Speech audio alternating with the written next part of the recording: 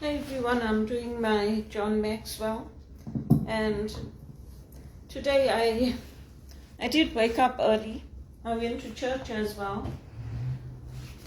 So I'm just at home. I'm still looking for work. But in the meantime, I'm building up my John Maxwell, and it is a business. It's not just a ministry like my spiritual direction. I never charge for anything for spiritual direction.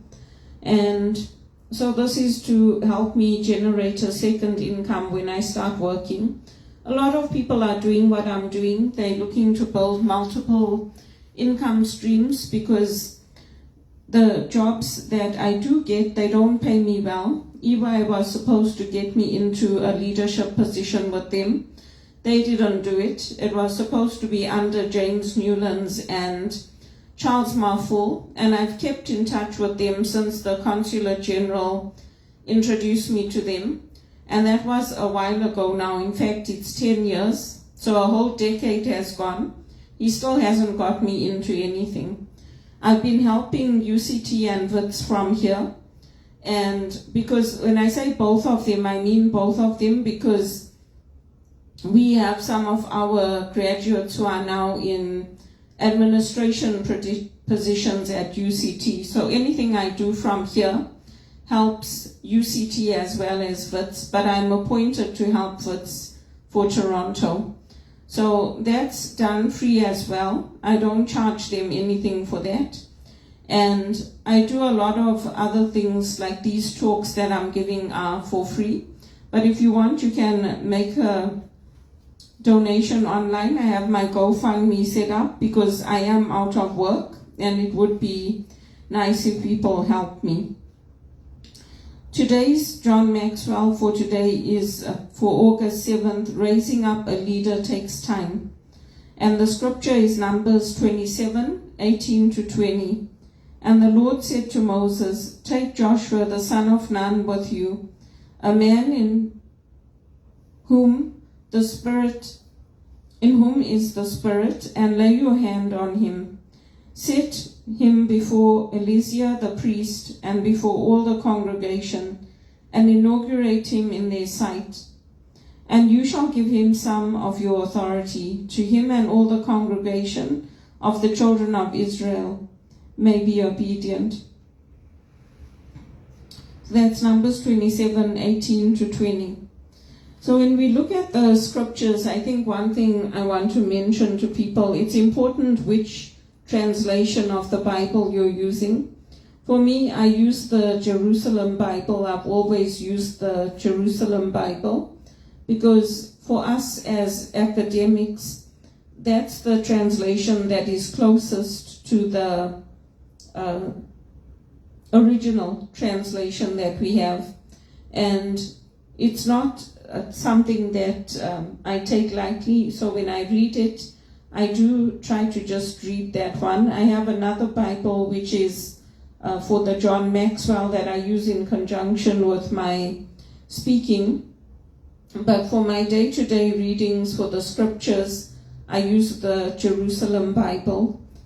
And I think it's important that when you get your translation, you know which Bible you're using and why you're using it, because there's a lot of different versions out there. My grandmother used to use the Dewey Reams Bible. That's a very old translation. So the language was full of these and thys and thous, and it was very ancient way of reading. So I don't really use those older Bibles anymore. And for today's scripture, it's basically asking us to think about how leaders are raised. One of the wonderful ways Moses expressed his leadership, the most strategic had to be his training of Joshua. So when we go into training, like when we go into training with our John Maxwell, we're not just trained and then left. Like, it's not like, okay, that's it now, you graduated, now go out and build your business. We have ongoing sessions with Roddy. So every week Roddy gives the Saturday training, and anyone can join that. But we also have our conferences. We have our IMC, which is the International Maxwell certification that we can join in. And we have different things that we can participate in. Just like the church has ongoing training and things like that. But you're not left on your own to kind of say, okay, I don't know what step to take next. There's always retreats, there's conferences, there's different things coming up. The only difference for this and the spiritual direction is that with the spiritual direction, we are supposed to do it like through the churches, get referrals from the universities, the churches, and you can also advertise through Spiritual Directors International if you want. I did that for a while, but I wasn't getting the right people coming to me, and I was getting people who were terminally ill, people who were really going through very serious things where I couldn't help them. They really needed to be seeing like a psychologist or somebody who could listen to them, because mental health is different from addressing your prayer life and raising up leaders like business leaders or leaders who are training others. And that's what is happening here. Moses is anointing Joshua and passing on his authority. So the authority is passed on through the church. It's passed on when we are in leadership positions, like when a company hires you. They are supposed to make sure that you get opportunities to advance, to come up, to get good paid jobs. But today the companies just treat you like a slave. They just want somebody like me to come in like a ready-made cookie cutter, do the job for 3 months, and then they lay me off.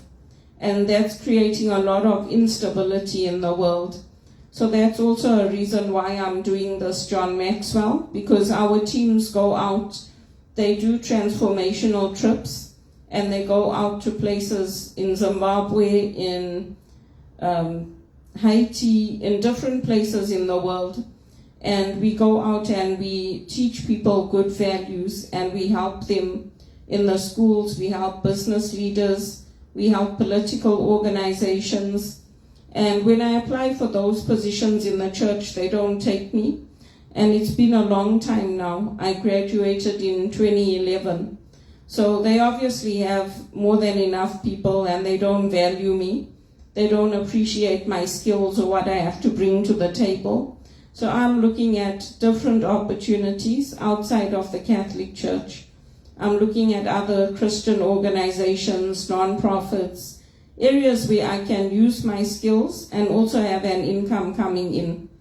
Because that's what we are supposed to do. We are members of the society. We're not supposed to just sit at home, not pay taxes, not earn a living. And that's also why I won't support the bill that's being put through to say that the churches and mosques and everyone should have a non-profit status, because none of us are exempt from paying taxes. Everybody pays taxes, so they should also pay taxes. Because even with me, when I give donations, I don't even claim for that, for the amount that I give. The years that I do claim, I've claimed even half of it, and they messed up my taxes. So the CRA made a mistake. This was a few years ago, and I landed up owing $1,100. It was their mistake, but they didn't write it off. I had to set up an arrangement, and I had to pay it back slowly until I finished it. And they took out liens against me. They threatened to take me to court for their mistakes. So this is what happens in Canada. It would actually be better if the church actually didn't support them being tax exempt. They should pay the taxes. Why not? They have rich lands, they have vast lands, they have many houses, and they don't help people like me when we ask for it. So why shouldn't they pay the taxes? It's not fair to the rest of us. And when we look at leadership, one of the things that we look at is who is giving us their time, their insight, a learning environment, an opportunity to improve ourselves, and a strong belief in our future. Because the people that we surround ourselves with are either going to break us down or they're going to build us up. And it's important to remember that, because that's what Moses did for Joshua. The interaction between them demonstrates that reproducing leaders is not a quick, simple process. It requires time, emotional investment, and sacrifice. And so that's what I do. Like when I'm in jobs, they often get people to shadow me. They get me to train people. They get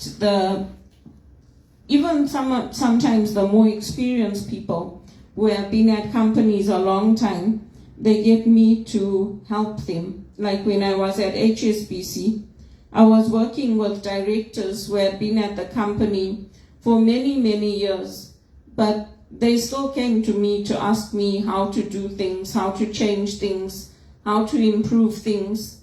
I worked with people who came from India whose language was not English, so English wasn't their first language, and that's the team I had to work with. So it wasn't easy for me. Sometimes I asked them for things they didn't understand, and then when those reports went to the senior executive, then I got into trouble because they didn't understand what the executive were asking them for. So there's no compassion in the banking industry. They didn't say, okay, you know what, Belinda is new, she's on a contract, and these people have been with us a long time. And my team cried when they let me go, because I was so nice, and because I was so compassionate, and because I did a good job of bringing the team together. But ultimately, it wasn't the decision of the director I was reporting into. And that's what the executive at the top don't get. They sit there and they have their laugh out loud culture, and they make a joke of everything until they get fined millions. And that doesn't change my life. If they get fined millions, it doesn't make me any richer. It doesn't put money in my bank account. It doesn't change all the hurt that they're creating in the process. So it's some of the things that we go in and we help leaders to see that, to see where the teams are hurting, how they can help. Because if you don't take care of your employees are not going to take care of your company. And that's also why unions are formed, including at Teleperformance. The next point is, when you are developing the next generation of leaders, recognize that your proteges will need certain things. For themselves, they'll need the courage of their convictions, and they'll need to be obedient to the Lord. Because sometimes if you're listening to man is not always guiding you in the right way. Sometimes man will tell you, go ahead and do it, it's the right thing. To test you, to see whether you actually have that ability to think or not. And when it's family members or it's elders, it makes it very hard, especially if it's our parents or aunts or uncles, because you think that they're going to guide you in the right way. But maybe they're looking out for their own interests. Maybe they're not looking out for you. So that's a very hard thing. It's happened to me. And it's a very hard thing when you encounter it. And you're treated like you're just somebody that's walked off the street.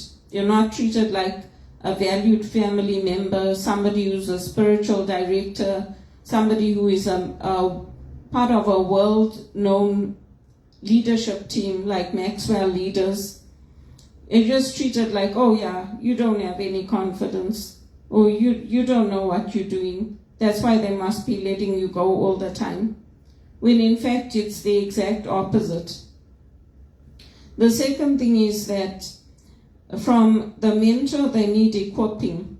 So they need skills. Like when we leave school in Zimbabwe or South Africa, we leave very confident, because we're leaving having been nurtured, having been formed. We're leaving knowing that, you know what, we know what we're doing. And then when you come here, they say, oh yeah, who do you think you are? You're overconfident. You come into our country and you think you can tell us what to do. you have an attitude of entitlement. That's how they treat you. But yet, to get into this country, you had to prove you had the skills, you had to prove you had the qualifications. Their message is that we need you because you've got the skills, you've got the right attitudes, you've got the right qualifications, so we need you to be here to help us to make things better. And then when you come here, they treat you like a slave, like they did to me. They put you in minimum wage, the worst jobs, the menial jobs, overnight. They don't give you any special treatment. They don't help you with your education. They don't help you with funding towards retraining. Nothing. So it's a very backwards way of doing things, because if you welcoming people, then when they get here, they're expecting to get into good jobs. They're expecting to be able to have housing that's affordable. They're expecting their salaries to be able to cover what they need. They're expecting to be able to work in their fields. And it's the exact opposite. But when you are outside, they don't tell you that. The only reason I knew is because when I met with the lady at the Canadian Consulate General in England, she told me, she said, I feel sorry for you because you're going to go into a culture that is filled with discrimination, and it's not like England, and you've got good employers here, you're obviously happy here, and it's going to be very, very hard, so I'm very reluctant to put your papers through. But because there was all the political problems in Zimbabwe and the land grabs and all of that, I told her, I said, look, if you don't put it through, they're going to deport me, because they've already sent me a notice to say that if you don't leave the country when your visa expires, you will have, I think it was 90 days, and then we're going to come and forcibly remove you and take you to the airport and deport you. So that's why she put the papers through. And she was absolutely right, because she had told me that I had come here with the mindset that it's not going to be easy. I'm going to have to look into how I can retrain, how I can requalify, what I can do on my own. And even when I asked for help at TD, that was my first job, they refused to help. So they're like, everybody has to be treated the same way. I said to her, but I came here from Zimbabwe. You have to have some kind of consideration and look at what's happening in my country. They said no. So that's how they treat you when you come here. And if you come with the attitude that people are loving and kind and generous, even your own family, they're going to help you. They're going to help you set up your home. They're going to have you around, and they're going to include you in the community. You're going to be very hurt and disappointed because they don't do that. You have to go out. You have to find networking groups. You have to find your professional organizations. You have to find ways that you can retrain and keep your skills upgraded. They don't help at all. I've helped in my church. I've helped refugees. I've helped other people coming in. But nobody's done it for me. And it's very, very hard here. So you have to find ways to be with a mentor and somebody like me who can help to equip you. And I'll never forget that that lady at the Consulate General, because she told me, she said, I wish I could help you to find a way to stay in England. You would be much happier here. She said, Canada is not, it's not even the country that I grew up in. She said it's very, very hard there. So unfortunately, that's the way the cookie crumbles. And she was absolutely right. It's not easy here, and it's very, very hard. And I'm hoping to get a good paid job and actually leave the country, either go back to Zimbabwe or go back to England, because it's not like I haven't tried. I have tried and tried and tried, and the people that have tried to help me get into the banks, into the accounting companies, they don't get the support. And they're not nobodies. They're people like James Newlands is the head of the Americas for EY.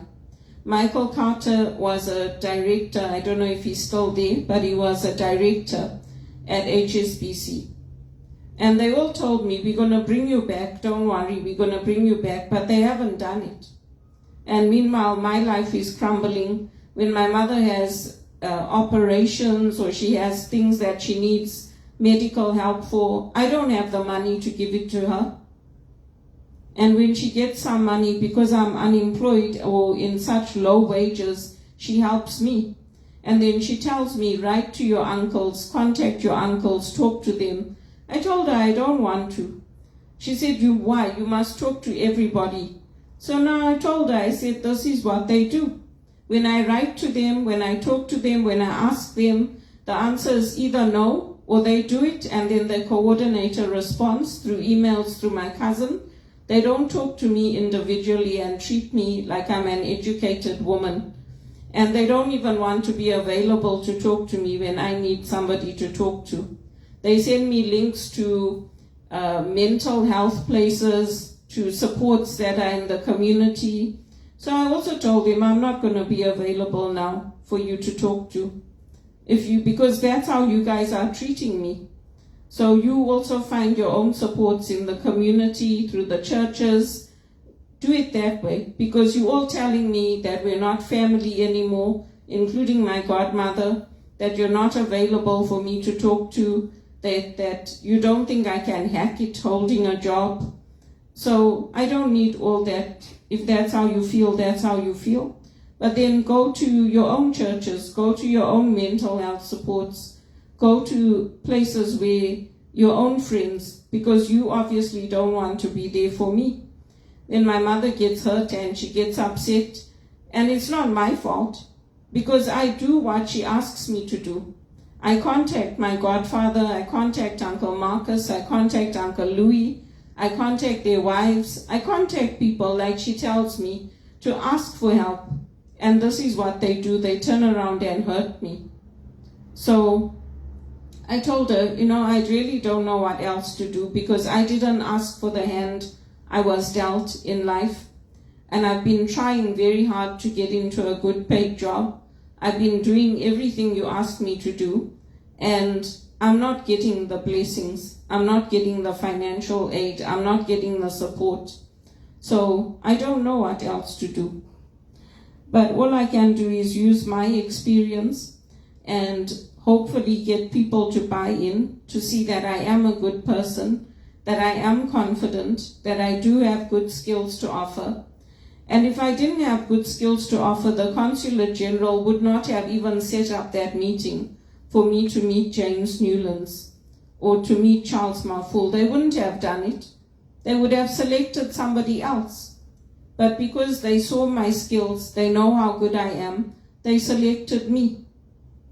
And yet, even with all that, and even with the support of Prime Minister Shreti and the Honorable Walter McLean, still the companies will not give me the support and the good paid jobs, and they will not support the exchange student program that I set up through Waterloo. So how does that make sense?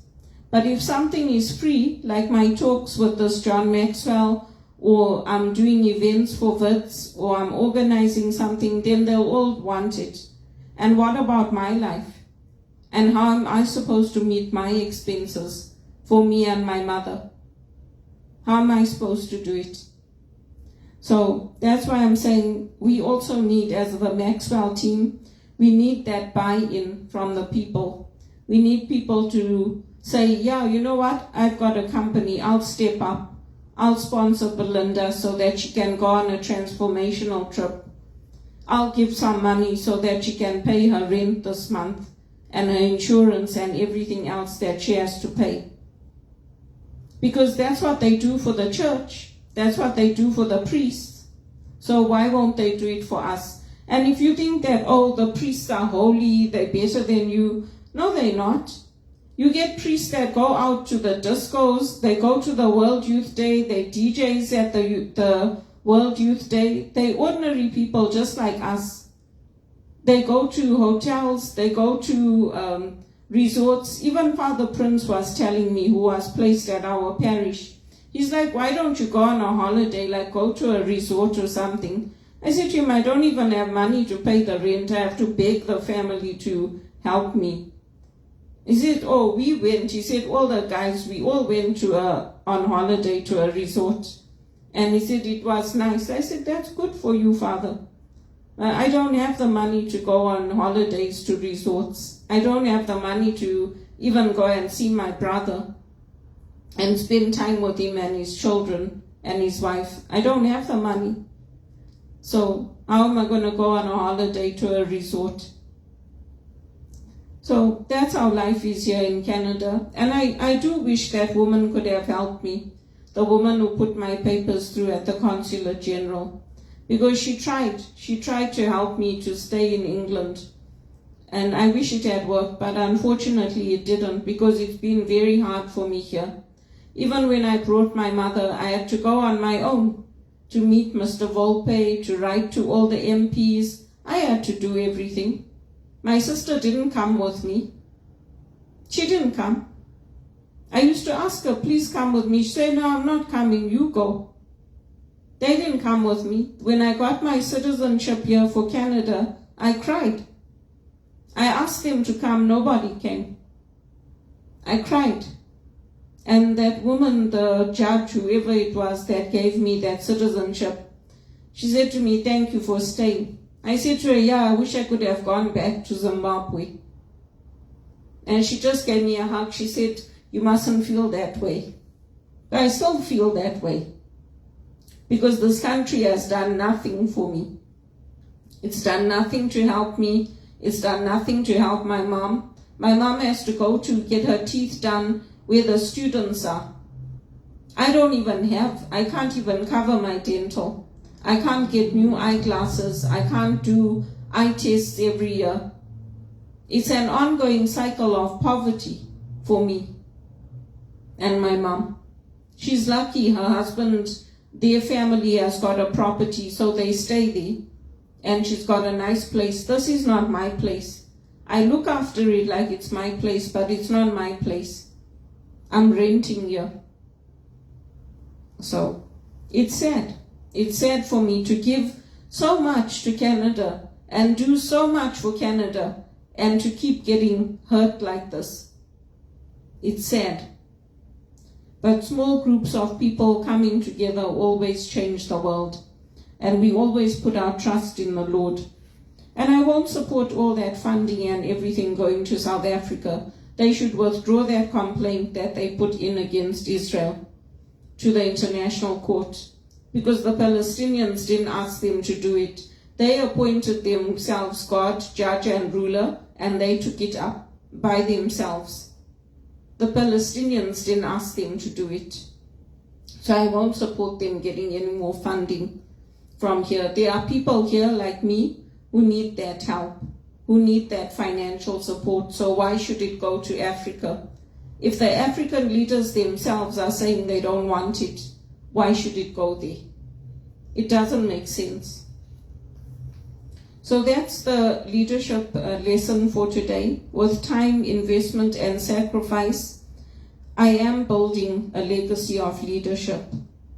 And our friends, the people that we keep around us, those are the ones who are going to help us, or they are going to break us. All my friends have done well. They're all people who are building up their communities. They're working, they have businesses, they're working in government, whether it's in Zimbabwe or South Africa or England, wherever it is. We are people who are making a difference for the Lord, and we keep our faith. And without that faith, I would have committed suicide. I would have killed myself, because nobody deserves to happen what's happening to me. I walked for hours in Bulawayo to get back to Auntie Elsa and them. Even here, I have to walk sometimes because I don't have the money. I don't have the money to pay for that TTC. The TTC is expensive, and I don't deserve it. If I had done this country down, if I had robbed, if I had stolen, if I had committed murders, if I had done anything to hurt Canada, I would say, yes, the employers are right to treat me so badly. But I didn't. I don't deserve to be tracked and followed and have my retina scanned at the border just because I'm a visible minority. I feel sad that that Canadian embassy couldn't help me to stay in England. If they could have helped me, they would have helped me because I was happy there. And I'm not happy here. I'm not happy because I should be able to lead things. I should be able to coordinate things. I should be able to go to different parishes to read like I used to. But I'm not getting any of that anymore. I'm coming against the church because it's right. The church should have stood up. They should have stood with Pope Francis when he wanted the churches opened. They didn't. We couldn't receive the Eucharist here in Canada. We were forced to take vaccines. It's not right. It's not right. And the African leaders don't want that debt to be dropped. They want to settle it. They want it to be fair. Just like I want to pay my debt. I want to work and pay it off. And to own my home and to say, I did it. That's leadership. Not to be treated like you're a child and you can't do anything for yourself. Anybody can do anything with the right support in place. It's too much what people brought against me, including taking me to the police station. It's not right. It's not right. Michael Carter sat here and cried the day he had to let me go, unlike teleperformance. Where is the love?